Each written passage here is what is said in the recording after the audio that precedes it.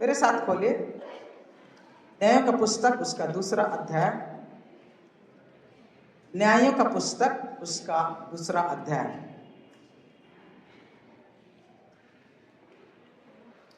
और उसका 6 पद से मैं पढ़ूंगा। न्यायों का पुस्तक उसका 2 अध्याय, उसका 6 पद से मैं पढ़ रहा हूं और 10 तक पढ़ेंगे, उसके बाद आगे को भी हम लोग पढ़ेंगे। जब यहोशू ने लोगों को विदा किया तब इस्राएली देश को अपने अधिकार में कर लेने के लिए अपने अपने निज भाग पर गए। और यहोशू के जीवन भर और उन वृद्ध लोगों के जीवन भर जो यहोशू के मरने के बाद जीवित रहे और देख चुके थे कि यहोवा ने इस्राएल के लिए कैसे कैसे बड़े काम किए हैं, इस्राएली लोग यहोवा की सेवा करते रहे।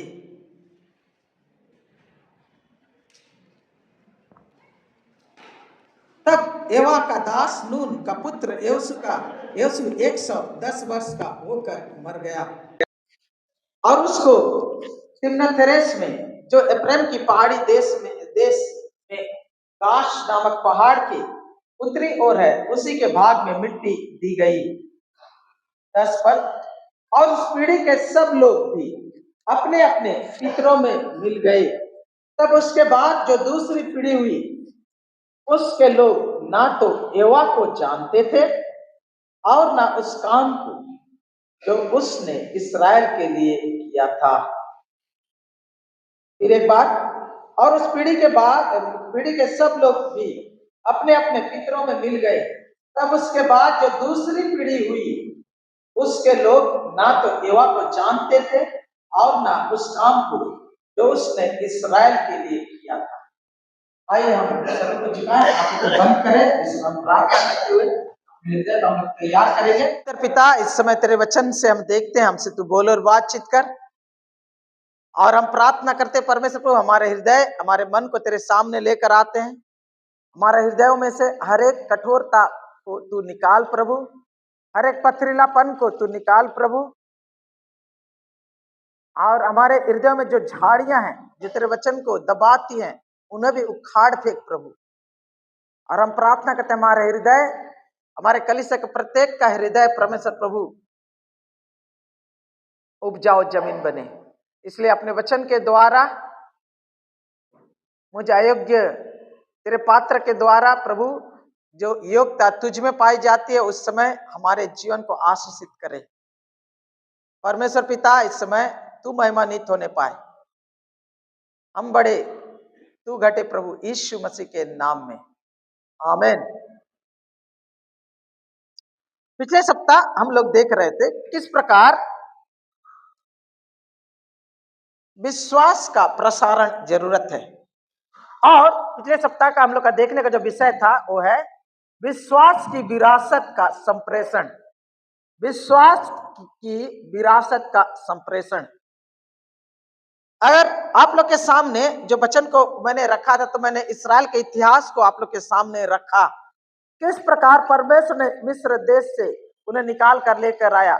सदी दर सदी हम लोगों ने उनका अध्ययन किया और हम लोग देखे कि किस प्रकार यहोशू के अगुवाई में इस्राएल जाति अंत में कानान देश में प्रवेश किया। और कानान देश में जब प्रवेश किया तो वहां पर वो लोग रहने लगे और यहोशू उनकी अगुवाई करता रहा। लेकिन वचन को जब हम पढ़ते हैं तो हम लोग पाते हैं, और यहोशू के जीवन भर और उन वृद्ध लोगों के जीवन भर जो यहोशू के मरने के बाद जीवित रहे और देख चुके थे कि यहोवा ने इस्राएल के लिए कैसे कैसे बड़े काम किए हैं, इस्राएली लोग यहोवा की सेवा करते रहे। 10 पद। और उस पीढ़ी के सब लोग भी अपने अपने पितरों में मिल गए। तब उसके बाद जो दूसरी पीढ़ी हुई, उसके लोग ना तो यहोवा को जानते थे और ना उस काम को जो उसने इस्राएल के लिए किया। और पिछले सप्ताह आप लोग के सामने इस बात के महत्व को मैंने आप लोग को बल देते हुए रखना चाहा और आपको समझाने का प्रयास किया कि जिस प्रकार यहोशू के जमाने में हुआ और यहोशू के बाद वाले जमाने में हुआ और उसके बाद तीसरी पीढ़ी जो आई उसमें हुआ, उससे हमारे जीवन के लिए कुछ सीख है। और मैं आप लोग को इस बात को याद दिलाया कि आज जो आप प्रभु के साथ चल रहे हैं, आज जो आप प्रभु की आराधना करते हैं, आप प्रभु में विश्वास करते हैं, आप प्रभु की आराधना करते हैं, प्रभु की सेवा करते हैं, वो इस बात का गारंटी नहीं है कि आपके बाद जो पीढ़ी आएगी वो भी प्रभु के साथ चलेगी, प्रभु पर विश्वास करेगी, प्रभु के संग चलेगी। इसे गारंटी के रूप में नहीं लेना चाहिए।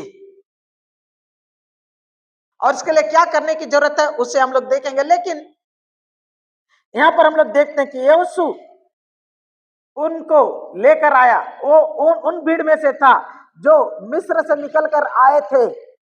यहोशू उनका सेनापति था और बाद में परमेश्वर के योजना के तहत वो इस्राएल का अगुआ बन गया और इस्राएल को उनके शत्रु पर विजय देकर कानान देश को विभाजित करने के लिए उन्हें उपयोग किया और सब लोग वहां पर आराम से बस गए, अपने अपने हिस्से में वो लोग बैठ गए।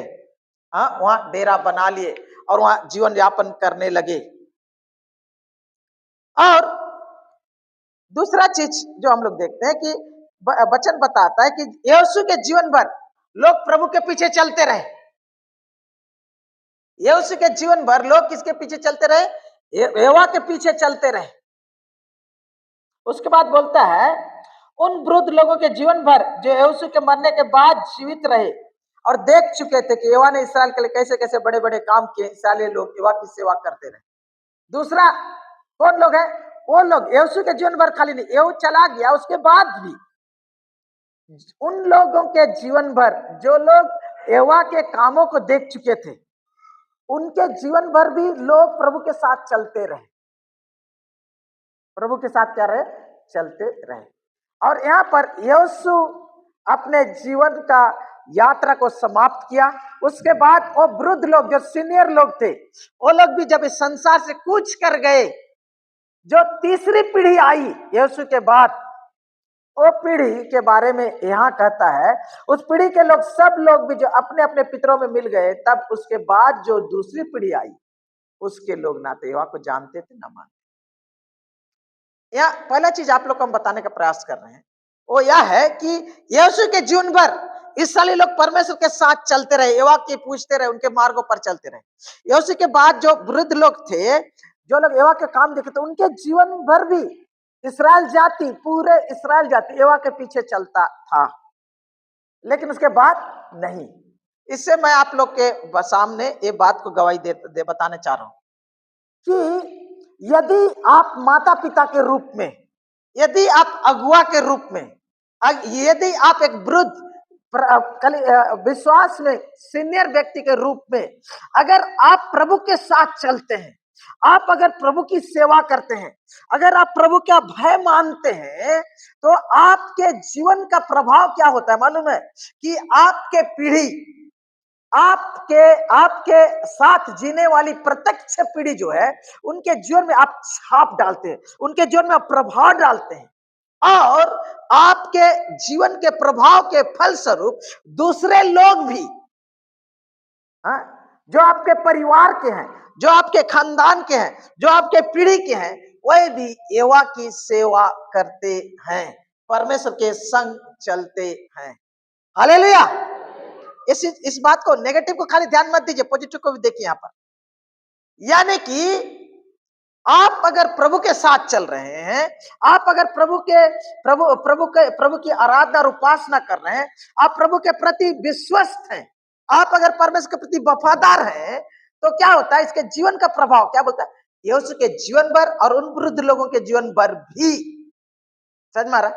अर्थात यहाँ पर सच्चे आराधक और सच्चे विश्वासी, सच्चे परमेश्वर का भय मानने वाले, सच्चे यहोवा के संग चलने वाले लोग जब जीवित रहते हैं ना, तो उस समाज को और उस देश को इतना प्रभावित करते हैं कि वे भी प्रभु के पीछे चलते हैं। हालेलुया। समझ मारा? इसीलिए प्रभु से लिपटे रहना बहुत जरूरी है। एक माता पिता और कलीसिया के वृद्ध लोगों के बहुत बार हम लोग इस बात को घमंड करते हैं, जब भी बहस होता है उल्टा पुल्टा हो जाता है, हम इतना साल से प्रभु में हैं, हम इतना पीढ़ी से प्रभु में हैं, हम इतना साल से चर्च में हैं, हम इतना साल से यहाँ एक करते, बहुत बार अपने पुरानेपन पर हम लोग घमंड करते हैं। इतना साल से हम चर्च में आ रहे हैं, मेंबर हैं, हम इतना पीढ़ी से हम लोग क्रिश्चियन हैं, इसलिए बहुत घमंड करते हैं। समझ में आ रहा है? इसमें खराबी तो नहीं है, लेकिन खराबी है अगर आप प्रभु के साथ नहीं चलते, क्योंकि ये लोग प्रभु को जानते थे और मानते थे, और इसीलिए इनके जीवन भर उनकी पीढ़ी प्रभु के साथ चलती रही। मतलब गवाही खाली व्यक्तिगत नहीं होता, गवाही सामूहिक भी होता है। समझ में आ रहा? इसीलिए अब माता पिता के रूप में या और व्यक्ति के रूप में आप जब प्रभु के साथ चलते हैं तो आपका प्रभाव ऐसा रहता है कि क्या कमजोर लोगों को भी प्रभु के साथ चलने के लिए मदद करता, क्योंकि एक बंदा प्रभु के प्रति विश्वस्त है, एक बंदी प्रभु के प्रति विश्वस्त है, एक बंदा और एक बंदी प्रभु की बंदगी करता है, इसीलिए उसके पीढ़ी के लोगों के ऊपर उसका असर होता है। समझ में आ रहा? इसीलिए सामूहिक जिम्मेदारी बहुत ही महत्वपूर्ण है। बहुत बार हम लोग सिर्फ अपने बच्चों के बारे में सोचते हैं, उनके लिए बहुत अच्छा करते हैं। क्या करते हैं कि हम लोग उनके खाने पीने पढ़ने लिखने के लिए सब कुछ व्यवस्था कर देते हैं, उनके लिए जमीन जायदाद कर देते हैं, उनके लिए घर गाड़ी कर देते हैं, उनके लिए बैंक बैलेंस करते हैं, इंश्योरेंस कर देते हैं, बहुत कुछ हम लोग करते हैं। और ताकि हम जब इस संसार से जाएं तो मेरे बाल बच्चे अनाथ सा ना रहे, जिनका कोई सहारा ना हो, उनके लिए मैं कुछ तैयार करके जाता हूं। क्यों? क्योंकि उनका सिक्योरिटी, उनकी सुरक्षा, उनके सुख और उनके भविष्य के लिए मुझे परवाह है। लेकिन कितना, क्या मेरा उतना ही परवाह मेरे बेटे और बेटी के लिए है कि मैं इस संसार से जब चले जाऊंगा, मैं जब इस संसार से चले जाऊंगी तो मेरा बेटा और बेटी भी प्रभु के साथ चलेगा, वो प्रभु की आराधना और उपासना करेगा जैसा मैं करता हूं, जैसा मैं करती हूं। क्या इसकी हमें चिंता है या नहीं?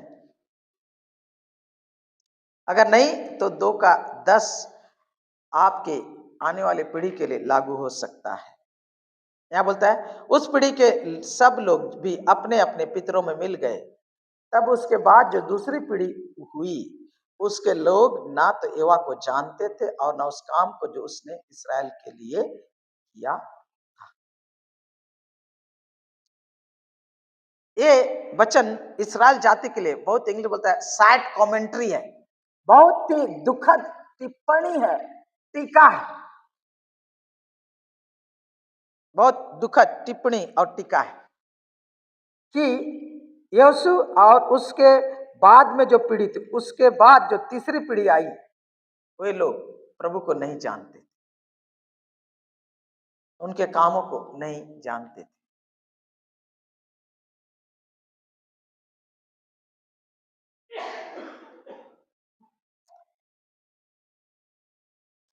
एक तो सरकार ना अंकल यहाँ आया करते थे,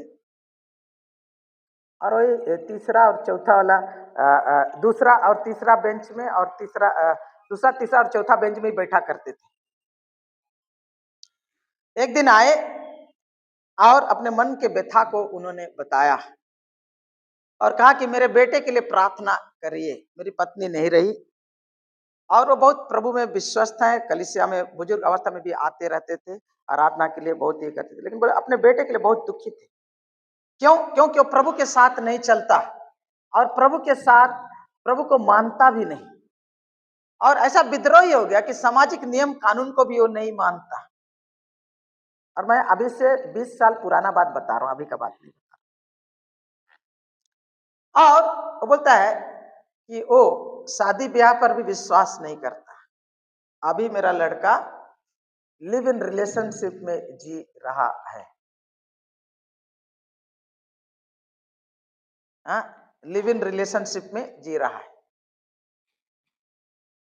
और उससे बातचीत करेंगे तो उनके पीड़ा को आपको महसूस होगा, उसके निराशा को उसको महसूस होगा, उनके अंतर आत्मा के दर्द को आप महसूस कर पाएंगे जब वो आपसे अपने परिवार के बारे में बातचीत कर। एक पिताजी के लिए इससे बड़ा दुख की बात क्या है, ये जानते हुए कि मेरा बच्चा परमेश्वर में नहीं चल रहा है। और एक दिन अगर यही बात रही तो एक दिन सदा काल के लिए नरक की आग में रहेगा, परमेश्वर से सदा काल के लिए दूर। परमेश्वर बहुत बार मेरे जीवन में बहुत सारे बोझ को लेकर आता है और उन वचनों को जब मैं रखता हूं तो परमेश्वर के लिए मुझे जीवित उदाहरण भी देता है।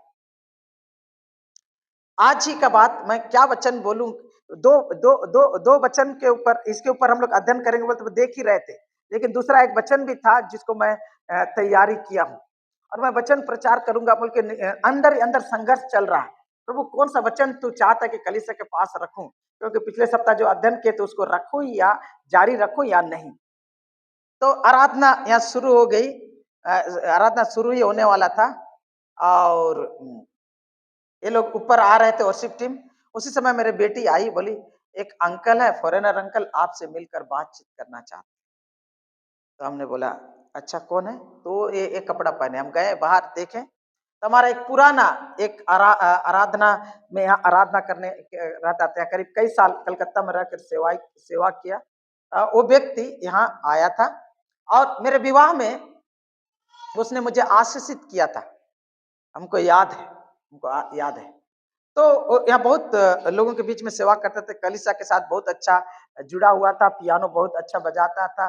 तो उनका अपना संतान नहीं था, उनका अपना संतान नहीं था। एक लड़की को उन्होंने अडॉप्ट किया अफ्रीका से, और एक लड़की को अडॉप्ट किया वो लोग यहाँ से, इंडिया से। और बड़ी वाली लड़की जो अफ्रीका की थी वो बहुत अच्छी सुमधुर स्वभाव की थी, लेकिन छोटी वाली जो थी एकदम छोटी, 2.5-3 साल की, एकदम मिर्ची थी और स्वभाव में ही एकदम बहुत ही गुस्सेल स्वभाव की और चिल्लाने और उठकने पटकने वाले स्वभाव की थी। लेकिन इन दोनों बच्चों को ये दोनों जन बहुत ही प्यार दे कर परवरिश किए, अपने माता पिता के रूप में उनको बड़ा किए। आज बड़ी वाली 23 साल की है और एनिमल डॉक्टर, वेटरनरी डॉक्टर बनने के लिए वो पढ़ाई कर रही, शादीशुदा कर ली है। दूसरी वाली के बारे में उसने बताया कि इसका नाम ये है, तो छोटे वाले का, दूसरा वाला का नाम भूल गए थे, बड़ा वाला का नाम याद था। मैं यहाँ आराधना शुरू हो गया, वहां बातचीत चल रहा है और इसलिए कि करीब 15-20 साल बाद मिल रहा हूँ, इसीलिए मैंने 15 से 20 साल बाद मिल रहा हूँ, इसलिए मैंने थोड़ा समय दिया। आराधना चल रहा, बुरा लग रहा तो मैं क्या साइड हो गया और बातचीत करने लगा। मेरे बारे में पूछने लगा, अपने बारे में पूछने लगा, फिर अपने दूसरी बेटी के बारे में बोला, मेरी छोटी बेटी के लिए प्रार्थना कर। क्यों? यहाँ आराधना चल रहा है, वहां बातचीत चल रहा है। मैं साइड हो गया और बोल रहा कि मेरी छोटी बेटी प्रभु के साथ नहीं चल रही। और अमेरिका कल्चर है जो जानते हैं कि कुछ उम्र हो जाने के बाद और बच्चे लोग अलग रहते हैं, इंडिपेंडेंट रहते हैं, स्वतंत्र रहते हैं। वो घर से अलग रहती है, अपना आजाद जिंदगी जीती है और प्रभु के साथ वो नहीं चल रही। और उनके आंख, उनकी आवाज और उनके व्यथा को आप उनके बोली और भाव भंगिमा से, बॉडी लैंग्वेज से अच्छी तरह से महसूस कर सकते।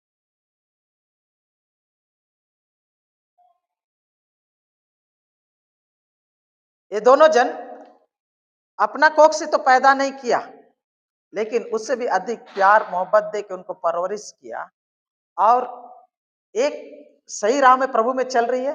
दूसरा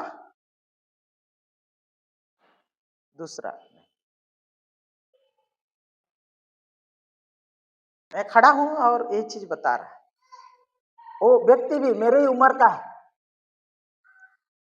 अंत में पूछा आप कितने उम्र के हैं? क्योंकि मैं एक एक एक एक इंडियन लड़की को मैंने पूछा, छोटी बच्ची को पूछा, आप मुझे बताइए कि मुझको मैं कितना उम्र का हूं? तो उन्हें बोला आप 80 के हैं। समझ में आ रहा? आप क्या है? 80 के हैं। तो ये बात उनको बोला, वही बातचीत हो रही थी। और फिर उसने मुझे भी अपने बेटी के बारे में पूछा और मैं आपके सामने में मैं आपको बताना चाहता हूं कि व्यक्ति जीवन में प्रभु की सेवा कर रहा है। अपने जीवन के दुख के बारे में भी वो बताया कि कैसे कैसे परमेश्वर की सेवा कर रहा था, कैसे उनको सेवकाई में बहुत चुनौती का सामना करना पड़ा। जिस चर्च में था उस चर्च के लोग उन्हें निकाल दिए, तो उनको पता नहीं चलता, प्रभु मैं तूने मुझे सेवा के लिए बुलाया तो मैं कहाँ जाऊं, तेरी सेवा करूं या ना करूं। इसीलिए जब ये बात को सोच विचार में, इसको माइंड में ये करने के लिए, समझने के लिए लोग इंडिया में आए और यहाँ पर सेवा कर रहे थे। इसी दरमियान के बाद परमेश्वर ने उनके लिए दूसरा दरवाजा को खोला। आज वो लोग रिफ्यूजी लोगों के बीच में काम करते हैं, रिफ्यूजी इंटरनेशनल के साथ वो काम करते हैं। अभी उनका बुलाहट उनको पता चल गया और वो लोग अच्छी तरह से प्रभु की सेवा प्रभावशाली ढंग से वो कर रहे हैं। प्रभु की तो सेवा कर रहे हैं, लेकिन जीवन में एक दर्द है, जीवन में दर्द है, जिसे हमने अपनाया, जिसे हमने पाला, जिसे हमने पोसा, जिसे अपना सर्वोत्तम प्रेम जहां तक हम लोग हो सकता था हमने दिया। हम लोग इम्परफेक्ट माता पिता है, हम लोग का परवरिश परफेक्ट नहीं है, लेकिन दर्द है, लेकिन दर्द है। ये बात जो उनके पिता के मुंह से मैंने सुना, मैं आपको बताना चाहता हूं कि अगर हम अपने जिम्मेदारी को गंभीरता से नहीं लेते और अगर हम अपने बाल बच्चों को प्रभु में बढ़ाने के लिए, परवरिश करने के लिए अगर प्रयास नहीं करते, तो बहुत बार इन पिता के समान ही होगा, जिसके मन में एक खलल है, एक कशिश है, एक दर्द है जो बयान नहीं किया जा सकता है। सब कुछ है उनके पास, सफलता है, परमेश्वर की आशीष है, लेकिन आनंद लूट सा गया है, क्योंकि उसका संतान संसार की राह पर चल रहा है। तो मैंने उसको बताया, वो बच्ची जो जीती बहुत, she had a mind of her own, नाम बताया ना, वेरी स्ट्रांग विल। हाँ, वो बहुत ही थोड़ा वोलाटाइल स्वभाव की था। आपको याद है? बोले हाँ मुझे याद है।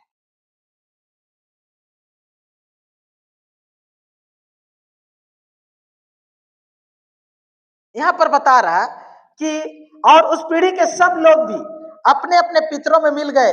तब उसके बाद जो दूसरी पीढ़ी हुई, उनके लोग ना तो यहोवा को जानते थे और ना उस काम को जो उसने इस्राएल के लिए किया था।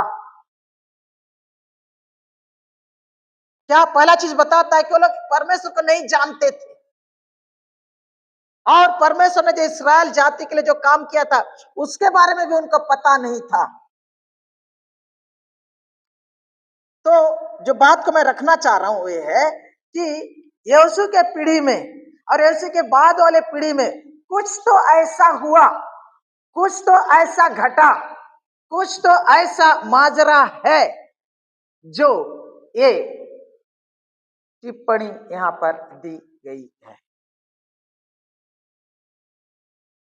अगर मैं सरल रीति से इसे कहूं, एक शब्द में अगर कहना चाहूं तो व्यक्तिगत, पारिवारिक और राष्ट्रीय असफलता। व्यक्तिगत, पारिवारिक और राष्ट्रीय असफलता।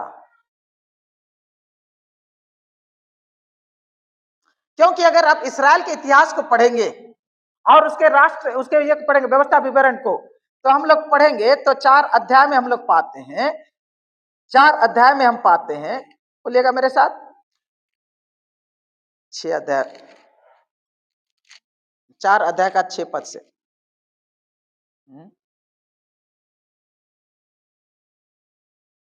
अच्छा, 4 अध्याय का मैं 3 पद से पढ़ रहा हूं। आइए। तुमने तो अपनी आंखों से देखा है कि बालपोर के कारण यहोवा ने क्या क्या किया, अर्थात जितने मनुष्य बालपोर के पीछे हो लिए थे उन सबों का तुम्हारे परमेश्वर यहोवा ने तुम्हारे बीच में से सत्यानाश कर डाला। 4 पद, परंतु तुम जो अपने परमेश्वर यहोवा से साथ लिपटे रहे हो, सब के सब आज तक जीवित हो। तुम तो सब के सब आज तक जीवित हो। अब मेरे साथ खोले 6वां अध्याय और उसका 4 पद से। हे इस्राएल सुन, यहोवा हमारा परमेश्वर है, यहोवा हमारा परमेश्वर है, यहोवा एक ही है। तू अपने परमेश्वर यहोवा से अपने सारे मन, अपने सारे जीव और अपनी सारी शक्ति के साथ प्रेम रखना, और ये आज्ञा जो मैं आज तुझको सुनाता हूं वे तेरे मन में बनी रहे, और तू इन्हें अपने बाल बच्चों को समझा कर सिखाया करना। घर में बैठे, मार्ग में चलते, लेटते उठते इनकी चर्चा किया करना, और इन्हें अपने हाथ पर चिन्ह के रूप में बांधना, और तेरी आंखों के बीच टीके का काम दे, और इन्हें अपने अपने घर के चौखट की बाजुओं और फाटकों पर लिखना। यहाँ ध्यान से सुने, एवा सुन इसरा, एवा हमारा परमेश्वर एवा एक ही है। तू अपने परमेश्वर को एवा से अपने सारे मन, अपने सारे जीव, अपनी सारी शक्ति के साथ प्रेम रखना। 6 पद, अरे आज आज्ञा जो मैं आज तुझे सुनाता हूं वे तेरे मन में बनी रहे। पहला आदेश जो परमेश्वर ने इस्राएल जाति को दिया था यह था कि तू अपने परमेश्वर का अपने सारे मन, अपने सारे प्राण और अपने सारे शक्ति के साथ प्रेम करना, और जो आज्ञा मैं तुझे सुनाता हूं वो तेरे मन में बनी रहे। परमेश्वर ने पहली रीति से यहाँ पर, उसके बाद बोलता है तू इन्हें अपने बाल बच्चों को सिखाना बोलता है, ठीक है। लेकिन यहाँ पर पहला चीज आप लोग के सामने जो मैं रखना चाहता हूं, इस्राएल जाति के लिए प्राथमिक आदेश क्या था कि परमेश्वर को सारे मन से प्रेम करना। क्या? सारे मन से, सारे प्राण से, जीव लिखा हुआ है, और सारे शक्ति के साथ प्रेम करना। मरकुस में उसको बोलता है तू प्रभु अपने परमेश्वर का अपने सारे मन, अपने सारे प्राण, अपनी सारी बुद्धि और अपनी सारी शक्ति के साथ प्रेम करना। मरकुस 12:23 बोलता है। हाँ, यहाँ 3 है, वहां व्याख्या करते हुए 4 शब्दों का उपयोग किया है। समझ में आ रहा है? पहला चीज जो इस्राएल जाति को आदेश दिया गया था वो था कि वो लोग यहोवा को प्रेम करें। यहोवा को क्या करें? प्रेम करें। और यहाँ पर हम लोग पढ़ते हैं बालपुर वाला घटना में, तुम लोग जो आज तक जो यहोवा से लिपटे रहे, तुम लोग आज तक जीत हो, लेकिन जो यहोवा से लिपटे नहीं रहे हो मर मिटे। पहला चीज जो हम जो देखते हैं, इस्राएल जाति फेल हुआ, असफल रहा, और अगर हम भी इस मामले में असफल रहेंगे तो इसका अंजाम कुछ और भी हो सकता है, और वो यह है कि हम प्रभु को अपने सारे मन, अपने सारे प्राण, अपने सारी बुद्धि और अपने सारी शक्ति के साथ प्रेम कर रहे हैं। मेरे प्रियो, आपकी पीढ़ी, आपका परिवार, आपका पड़ोसी, आपके रिश्तेदार इस बात को जानते हैं, देख सकते हैं, पहचान सकते हैं कि आप परमेश्वर को कितना प्यार करते हैं, क्योंकि ये जो पीढ़ी थी उन्होंने परमेश्वर को प्रेम करने में असफल रहे। असफलता परमेश्वर को प्रेम करने में हुआ। समझ में आ रहा? इसीलिए तीसरा पीढ़ी आते आते एक ऐसा पीढ़ी आया, एक ऐसा जनरेशन आया जो परमेश्वर को ना जानता है ना मानता है, जिसको बोलता है नॉमिनल क्रिश्चियनिज्म बोलते हैं हम लोग ना, नामधारी मसीहत। नामधारी मसीहत, खानदानी क्रिश्चियन तो है, खानदानी इस्राएली तो है,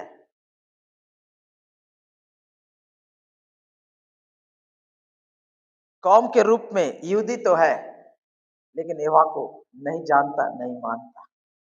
पहला असफलता क्या था कि वो लोग परमेश्वर को सारे मन से, सारे प्राण और सारे बुद्धि से, सारे शक्ति से प्रेम नहीं किए।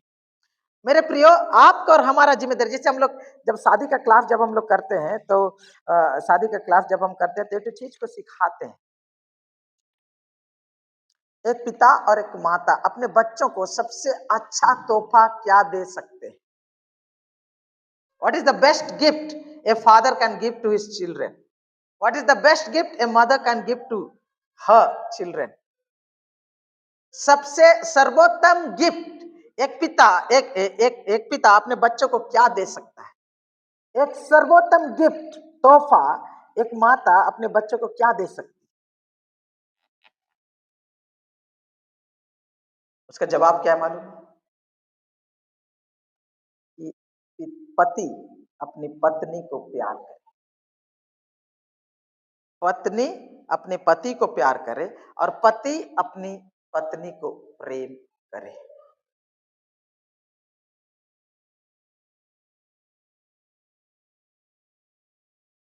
समझ में आ रहा है? चाइल्ड साइकोलॉजी नहीं, ये सच्चाई है। और वो ये है कि जब पति और पत्नी एक दूसरे को प्रेम करते हैं तो वो जो प्रेम का जो प्रभाव उनके बाल बच्चों पर पड़ता है। जब बच्चे देखते हैं उनके माता पिता एक दूसरे प्रेम करते हैं तो उन उन वो परिवार में एक अलग ही माहौल रहता है, एक अलग एटमॉस्फेयर रहता है, एक अलग परिवेश रहता है। और जहां माता और पिता बहुत लड़ते और झगड़ते हैं वहां बच्चे जो परवरिश होते हैं और बढ़ते बढ़ते हैं और इमोशनली अनस्टेबल, इनसिक्योर रहते हैं, भावनात्मक रूप से असुरक्षित और डरे हुए से रहते हैं, है ना। इसीलिए पति अपने पत्नी को जब प्यार करता है तो अपना बेस्ट गिफ्ट अपने बच्चों को दे रहा है, क्योंकि इसके द्वारा बच्चों को जब माँ और बाप बोलते हैं कि हम तुझसे प्रेम करते हैं, हाँ, वो विश्वास करेंगे क्योंकि देखते हैं कि माँ बाप एक दूसरे से प्रेम करते हैं। और जब बच्चे उनके साथ माँ बाप जब उनसे प्रेम से पेश आते हैं ना, वहाँ असली में वो लोग प्रेम को स्वीकार कर सकते हैं। इंग्लिश में बोलता है दे फील लव्ड। प्रूफ यहाँ दिखाई दे रहा है। और मैं आपके सामने जो बात को मैं बता रहा हूं वो यह है कि जब आप और हम प्रभु को प्यार करते हैं ना, परमेश्वर को सचमुच में प्यार करते हैं, तो हमारे बाल बच्चे देख पाएंगे और उनका प्रभाव उनके जीवन में होगा। क्या आपकी पीढ़ी, आपके जो वंश, आपके जो संतान है, क्या वो देख पाते हैं कि मेरे माता और पिता प्रभु को सचमुच में प्रेम करते हैं, वो उससे लिपटे रहते हैं।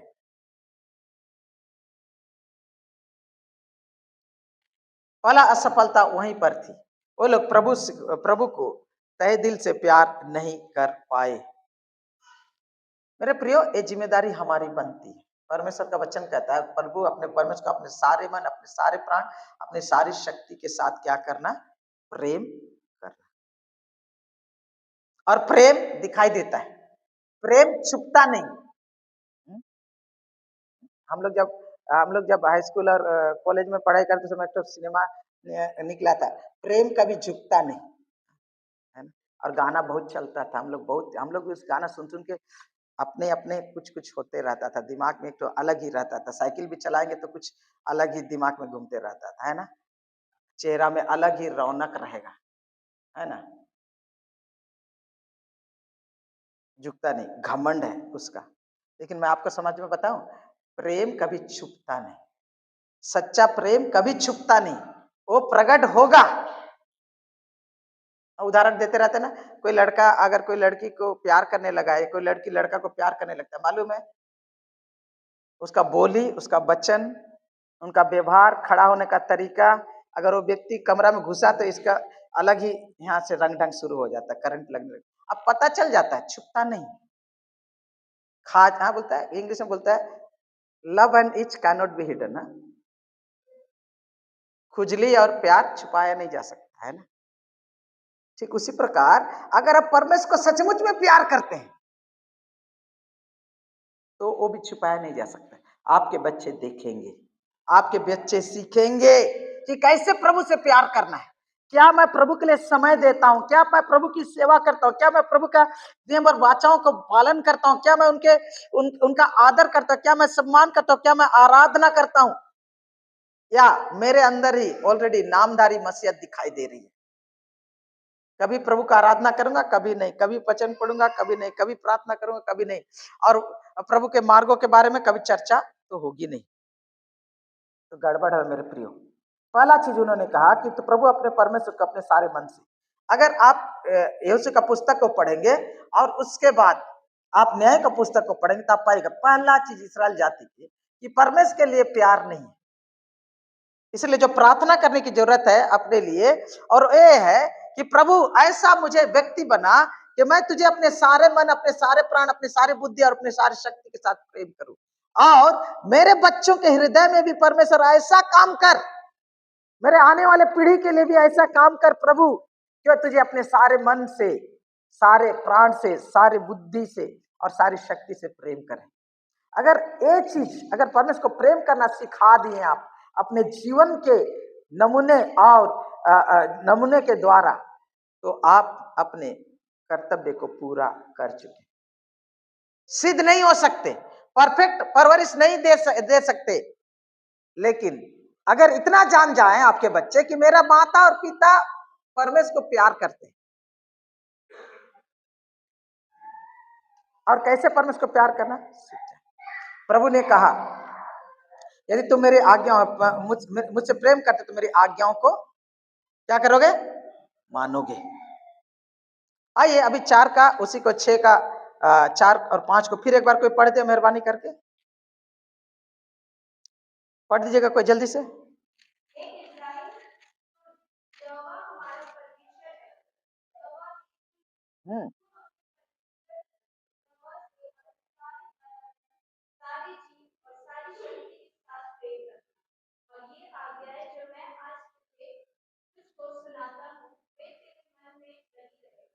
हाँ बस बस बस, धन्यवाद।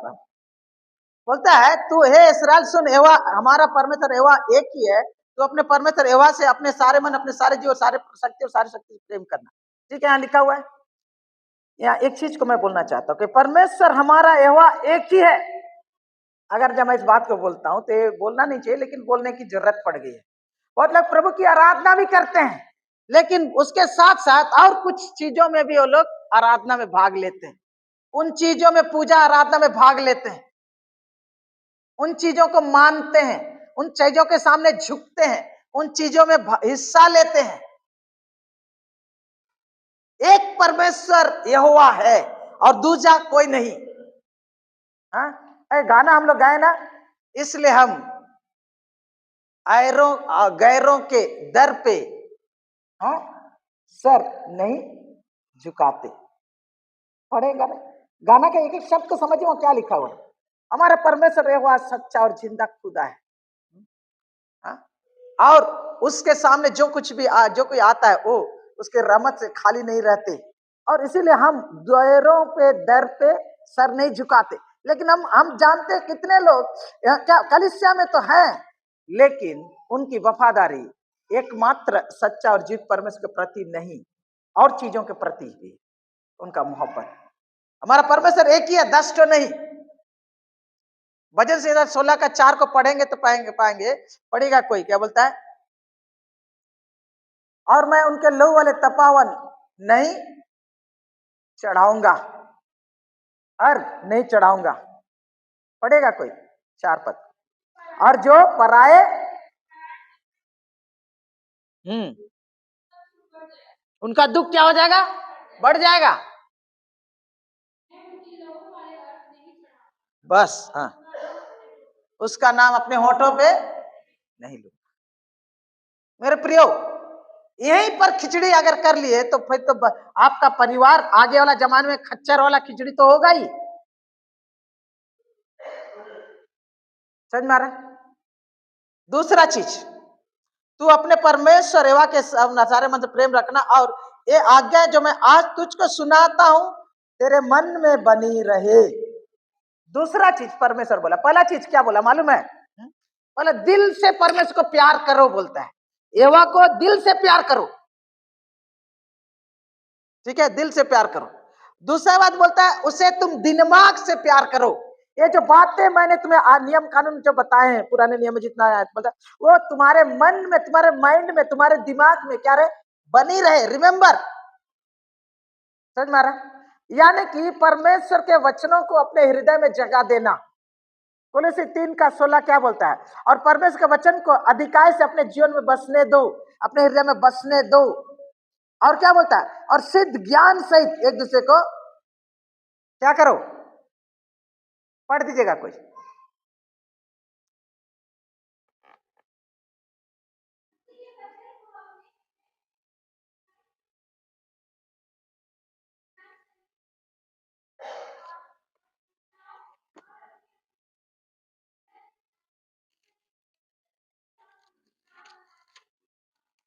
धन्यवाद धन्यवाद धन्यवाद।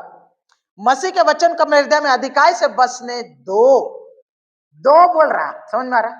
कितने लोग बसने नहीं देते हैं, सुनते भी हैं लेकिन बसने नहीं देते। बीज बोया जाता है लेकिन कौवा उड़ा के खा के दाना से चला जाता है। समझ में आ रहा है? उसके बाद बोलता है सिद्ध ज्ञान सहित एक दूसरे को सिखाओ और चिताओ और अपने अपने मन में अनुग्रह के साथ परमेश्वर के लिए भजन स्तुति गान और आत्मिक गीत गाओ। और बोलता है वचन में या काम में जो कुछ भी करो सब प्रभु यीशु मसीह के नाम से करो और उसके द्वारा परमेश्वर पिता का धन्यवाद करो। क्या बोलता है? परमेश्वर के वचन को अपने मन में जगा देना। कितने लोग तो वचन ही नहीं पढ़ते, माता पिता लोग, और वचन को सुनते भी नहीं, पढ़ने नहीं जानते। बहाना गया, अभी ऑडियो आ गया, रेडियो आ गया, मोबाइल आ गया और ऐप आ गया, आप ऑडियो में सुन सकते हैं, पढ़ सकते हैं और देखते देखते रहेगा, आप सीख भी जाएंगे। वचन को अपने हृदय में जगा दो, बोलता है वचन को जगा दो। कल मैं परसों दिन बाइबल कॉलेज लड़कों से बातचीत कर, बच्चों से बातचीत कर रहा था, वही बात बोलते हैं हमारा कमिटमेंट। हम ये बात बोले उनको, हम सोचे नहीं थे लेकिन निकल गया मुंह से। My commitment to Christ must be greater than my commitment to ministry. सोचा नहीं था लेकिन निकल गया मन से, और मैं दिमाग में इसलिए बैठ गया क्योंकि परमेश्वर की ओर से हुआ। और मैं आपको बताना चाहता हूं कि प्रभु के प्रति मेरा जो समर्पण और प्रतिबद्धता है वो मेरी सेवकाई के प्रति मेरी प्रतिबद्धता और समर्पण से बढ़कर होना चाहिए। उसी प्रकार आज अगर मैं परमेश्वर को प्रेम करता हूं तो परमेश्वर के वचन को अपने जीवन में जगा दूंगा। अगर परमेश्वर के वचन को जीवन में जगह नहीं देते हैं तो मानेंगे कैसे? आपको रूल ही मालूम नहीं तो आप रूल तोड़ेंगे। मालूम होता फिर भी आप तोड़ते हैं, नहीं मालूम होगा तो निश्चित रूप से तोड़ेंगे। इसीलिए साउल को परमेश्वर ने क्या कहा? इसलिए कि तूने मेरे वचन को तुच्छ जाना है, मैंने भी तुझे, एवा ने भी तुझे इस्राएल का राजा होने से तुच्छ जाना है। वचन पढ़े आप लोग, पहला शामिल उसका 15 का 22 से पढ़ दिएगा कोई।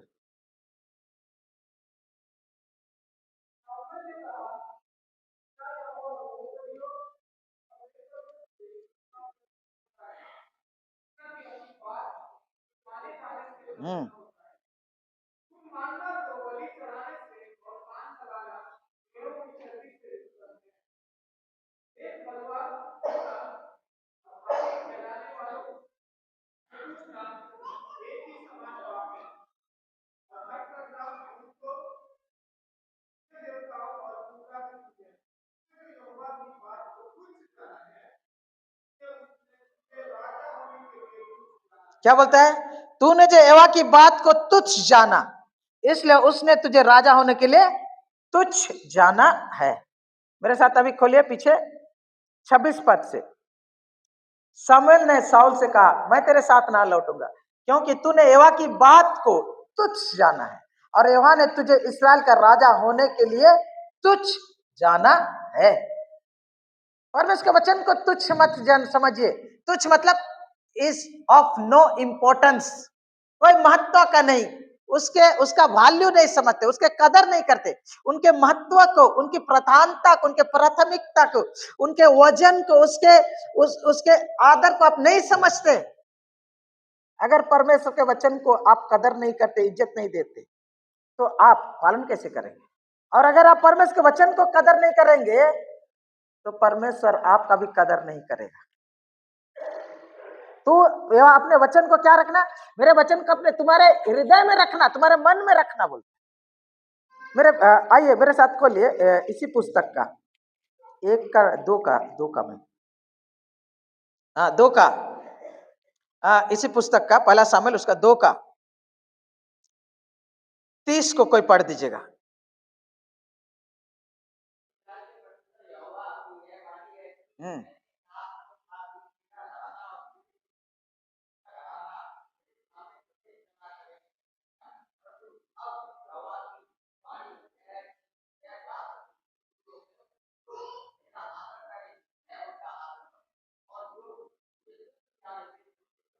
क्या बोलता है परमेश्वर, क्या बोलता है मालूम है यहाँ पर? परमेश्वर वादा किया था कि मैं ये करूंगा, ये करूंगा, वो करूंगा। परमेश्वर ने इनके लिए कितना अच्छा भविष्य बनाया था, लेकिन मालूम है क्या हुआ? अपना फ्यूचर को खुद ही बर्बाद कर दिया लोग। हाँ, इसलिए इस्राएल के परमेश्वर यहोवा की यह वाणी है कि मैंने कहा तो था कि तेरा घराना, तेरा खानदान, तेरा आने वाली पीढ़ी क्या होगा, और तेरे मूल पुरुष का घराना मेरे सामने सदा चलता रहेगा। मैंने कहा था, और परमेश्वर अपने वचन से कभी मुकरता नहीं। हाँ, परंतु अब यहोवा की यह वाणी है कि यह बात मुझसे दूर हो, क्योंकि जो मेरा आदर करे मैं उनका आदर करूंगा, और जो मुझे तुच्छ जाने वे छोटे समझे जाएंगे। परमेश्वर को जब हम बेइज्जत करते हैं, परमेश्वर का आदर नहीं करते ना, तो हम अपने आप को नीचा गिराते हैं, तुच्छ समझे जाएंगे। किसके द्वारा? मेरे द्वारा? अरे नहीं, पर मेरे द्वारा तो गिना जाएगा, लेकिन संसार के सामने भी छोटे गिने जाएंगे। They will be counted as little. क्यों? क्योंकि तूने यहोवा का आदर नहीं किया, तूने यहोवा के वचन को तुच्छ जाना। और पहला चीज जो हुआ, वो लोग परमेश्वर को प्रेम करने में असफल रहे। दूसरा, परमेश्वर के वचन को प्राथमिकता और प्रधानता देने में लोग असफल रहे। ना वचन पढ़ते थे ना जान। उस जमाने में याद रखे, हम लोग के पास इस प्रकार बाइबल नहीं था। इसराइल में एक ही दो बाइबल था, समझ में आ रहा है? जो मूसा के पास था, जो लिखा गया, ठीक है। और उसके बाद वाले पीढ़ी में मूसा के पुस्तक को ये कॉपी करके एक राजा को दिया गया था। और बाद में एक पाएंगे मंदिर में था, जो पुरोहित के पास होता था, वो लोग शिक्षा देते, इजरा नेहमा के वचन पुस्तक को पढ़ेगा तो पाएंगे।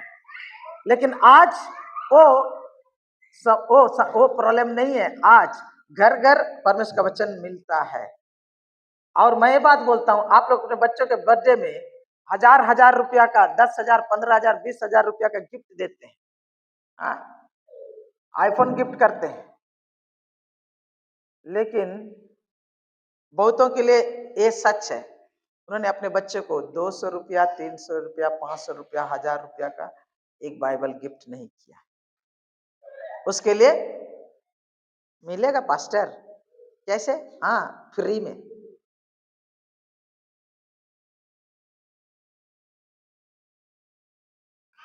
खिलाने के लिए पैसा है, पिलाने के लिए पैसा है, घुमाने के लिए पैसा है, उठाने गिरी करने के लिए पैसा है, दिखाने के लिए पैसा है, लेकिन प्रभु के वचन के लिए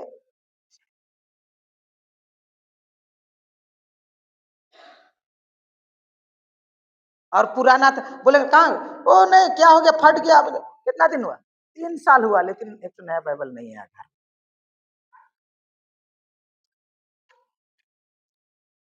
एक तो हम लोग का पास्टर, एक तो पास्टर को मैं जानता हूँ, पूरा डिटेल नहीं बताऊंगा। एक बार एक घर में विजिट करने के लिए गया, और जानबूझ के बाइबल लेके नहीं गया, ठीक है। बाजार लेके बाजार ले गया, फिर बोला अच्छा बाइबल निकालेगा तो हम लोग ये करेंगे, हम लोग ये वचन को हम लोग पढ़ेंगे। वो तो बदमाशी करता था, लेकिन मैं यहाँ का कच्चा वाला यहीं का बता रहा, हमारा ही गिरजाई वाला बता रहा। तो अब बाइबल खोज रहा है, इधर खोज रहा, उधर खोज रहा, उधर खोज रहा, नहीं मिल रहा। ये लोग खानदानी क्रिश्चियन है, लेकिन कई पीढ़ी से क्रिश्चियन है, ठीक है।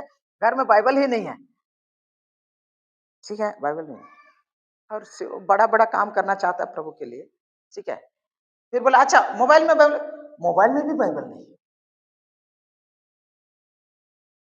फर्राटेदार इंग्लिश बोलो, बड़ा बड़ा ऑफिसर बन के घूमो, लेकिन मैं यही क्या बात बता रहा हूँ।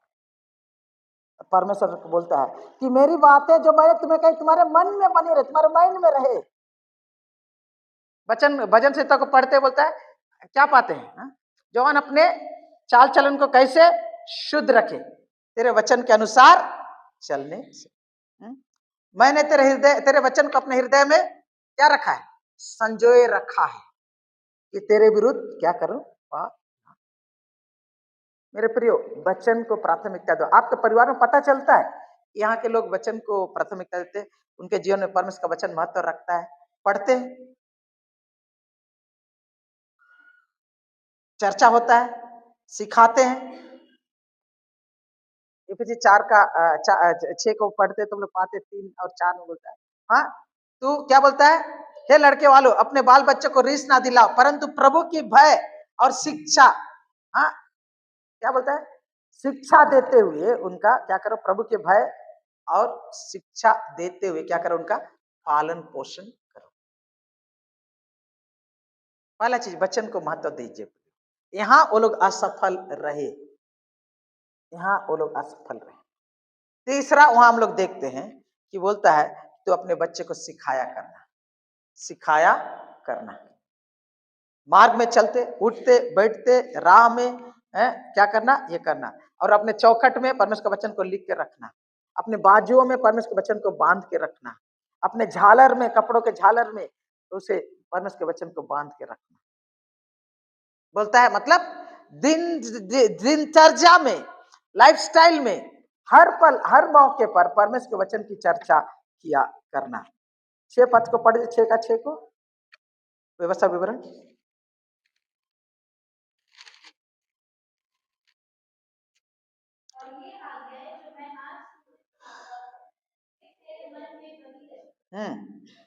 आगे पढ़िए बाबू।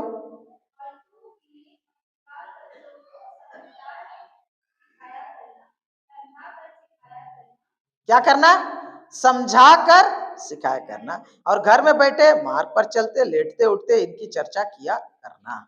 इन्हें अपने हाथ पर चिन्ह के रूप में बांधना और तेरे आंखों के बीच में टीके का काम दे। टीका लगाते हो ना, टिकली, ऐसा टीके का काम दे। और इन्हें अपने घर के चौखट के बाजू में, मतलब परमेश्वर के वचन से अपने बच्चों को घेर के रखना। जहां भी जाएंगे परमेश्वर का वचन के, इंग्लिश बोलता है expose them to the word of God. परमेश्वर का वचन को उनको खिलाओ, दिखाओ, समझाओ, उनको उनके जिंदगी को भरो। कैसे? शायद वचन पढ़, आराधना के द्वारा, शिक्षा के द्वारा, परिवार प्रार्थना के द्वारा, चाहे चाहे उनको वचन पढ़ने के लिए आदि बनाने के द्वारा, चाहे ऑडियो के द्वारा, चाहे वीडियो के द्वारा, चाहे बाइबल स्टडी, कैसे भी, चाहे रास्ता में चलते हुए किसी भी का, जैसे मान लीजिए हम लोग बाजार में भी गए तो वहाँ बेईमानी कर रहा, तो उसके बारे में परमेश्वर का वचन क्या बोलता है? बटकारा, ऊंचा नीचा बटकारा का वचन क्या बोलता है? हाँ, तो बहुत जगह, हर जगह वचन की शिक्षा देने के लिए मौका ढूंढना बोलता है। लेकिन सबसे मजे बात ये वचन में है ना, समय नहीं, इसलिए संक्षिप्त करते हुए खत्म करना चाहूंगा। तो अपने बच्चों को समझा कर सिखाया। खाली मत बोलो चोरी ना करना, व्यभिचार मत करना, खून मत करना, ऐसे खाली नहीं, समझा कर सिखाया।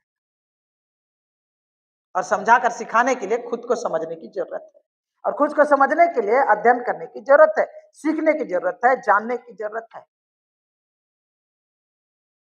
जब हम बच्चों को समझाते नहीं और सिर्फ कानून के रूप में रख देते ना, तो लोग नहीं मानते। लेकिन समझ जाते क्यों नहीं है, तो क्या करना है, वो लोग आगे को गलती नहीं करेगा, क्यों? उसके रीजन को समझ के, उसके कारण को समझ के। और परमेश्वर आज यही चाह रहा है। वो लोग असफल हुए 3 मामले में, प्रभु को प्रेम करने में, दूसरा प्रभु के वचन को अपने दिल और दिमाग में रखने में, तीसरा प्रसारण शिक्षा देने में। परमेश्वर ने क्या किया नहीं किया, कुछ गवाही नहीं दी। हाँ, इसलिए बोलता है ना एवा को जानते थे, ना उसके उस काम को जो उसने इसराइलियों के लिए किया। मतलब परमेश्वर ने जो काम किया उसकी चर्चा ही नहीं होता है। परमेश्वर मेरे जिंदगी में क्या क्या किया है, कभी हम अपने बच्चों को बताते नहीं है। दादा का कहानी, सियाल का कहानी हम लोग सुनाते हैं, हाँ? लोमड़ी का कहानी सुनाते हैं, लेकिन परमेश्वर ने मेरे जीवन में क्या किया है उसे हम नहीं बताते। गवाही बाहर नहीं, घर से शुरू होती।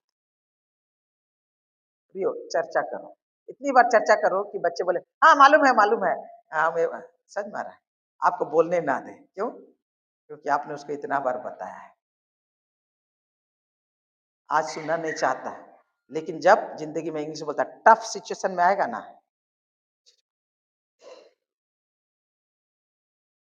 मेरे प्रियो, आइए हम इन बातों को अपने जीवन में अमल करें, प्रभु को प्रेम करें, प्रभु के वचन से प्रेम करें, हाँ?